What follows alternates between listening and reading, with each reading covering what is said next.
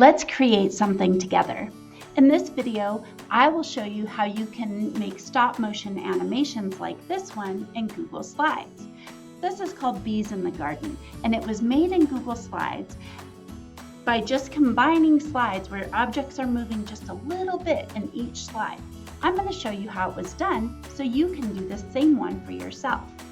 So the first thing we're going to do is we're going to get the template. You can get the template for this slide deck by going to bit.ly/beegardentemplate.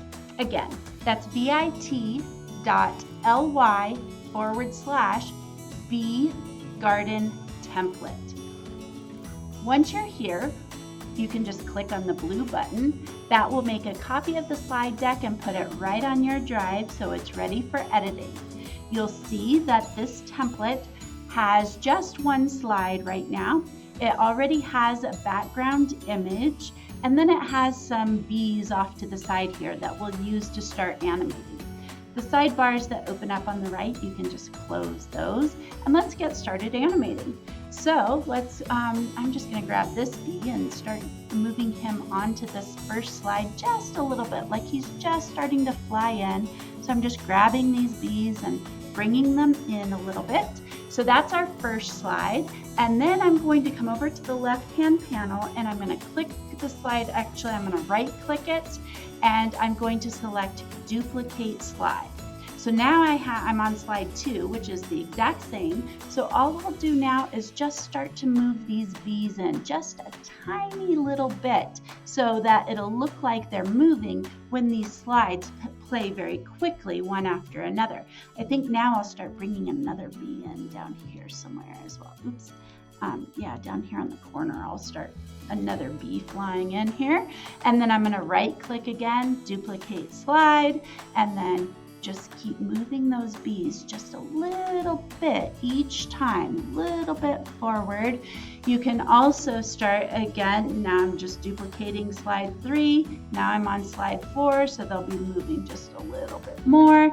And I can even start making them turn directions. I'll just pull this little dot up at the top here and have that one start turning to the right, move this one forward a little bit. And it's just over and over again, duplicating that slide and then getting a little bit of movement on the screen. And then duplicate the slide and get a little bit of movement on the screen again, over and over and over. If I go back to the first slide here and then just use my arrow keys to scroll through the slides on the left, you'll start seeing those bees move as we go. So this one only has 5 slides. Does this take a little bit of time? Yeah, it does a little bit, but once you get used to it, it can go very quickly.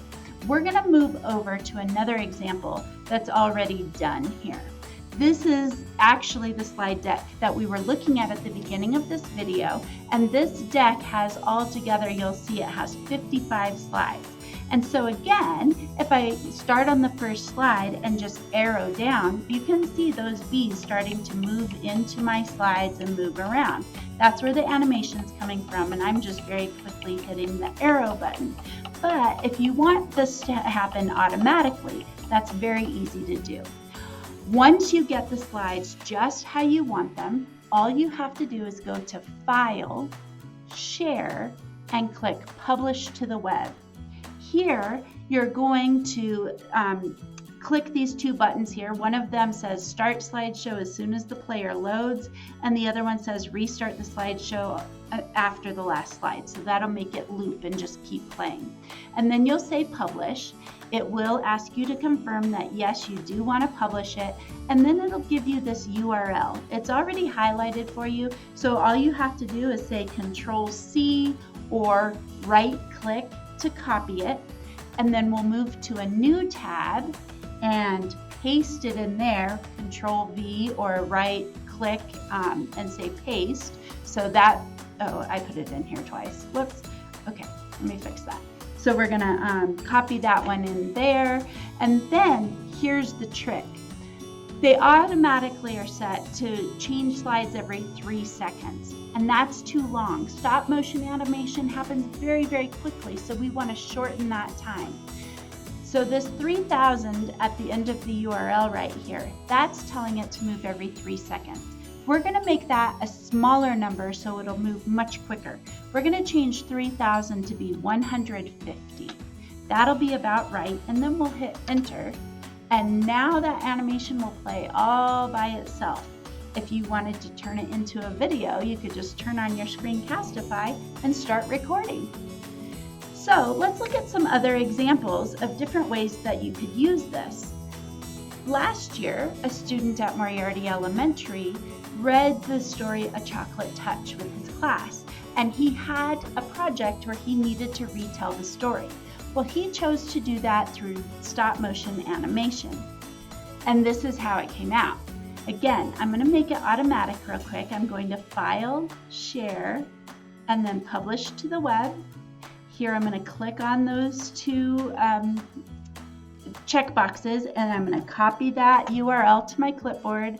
I'm going to replace what's up here. I'm just going to Control V, paste that here. Oops, I need to change the time on it. I forgot to change the time. Let me start over on that. I'm going to change the time on this one also to be 150 at the end and hit enter. And then this one will start playing all by itself the same way the others did. This is the retelling of the story. It shows that he understood the characters, he understood the settings of the story, and he understood all the story elements and exactly what was happening in the story.